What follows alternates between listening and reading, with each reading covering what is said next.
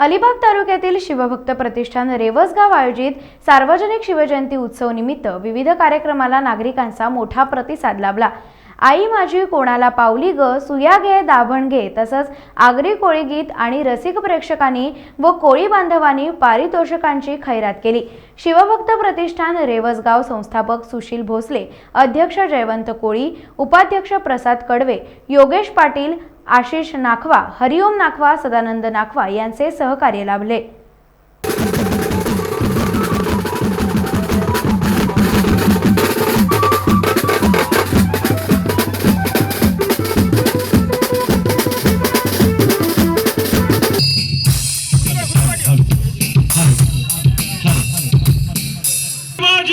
महाराज की जय भवानी, जय भवानी। आता सर्व धन्यवाद।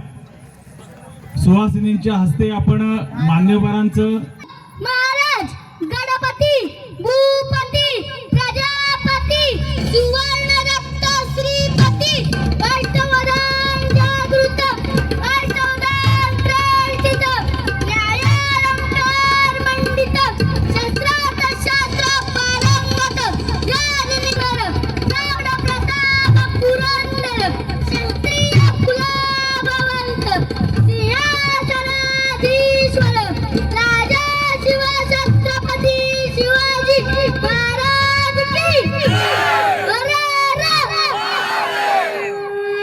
भवानी, जय शिवाजी।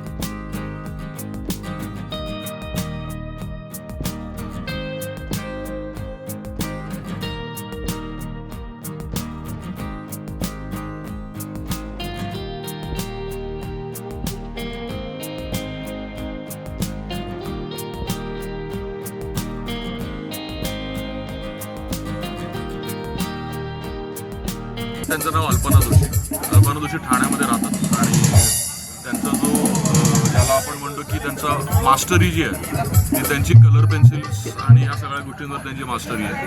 आणि याच्यामध्ये त्यांनी हे जे त्यांचं पेंटिंग तुम्हाला दिसतंय ते पेंटिंग अमेरिकेमध्ये सेल झालेलं पेंटिंग आहे, ते गेलेलं आहे म्हणून त्याची प्रिंट आहे। आणि ह्या रहिजा स्कूल ऑफ आर्टमध्ये पासआउट झालेत, प्रॉपर ग्रॅज्युएट आहेत त्या आर्ट आणि ड्रॉइंग आणि पेंटिंगमध्ये।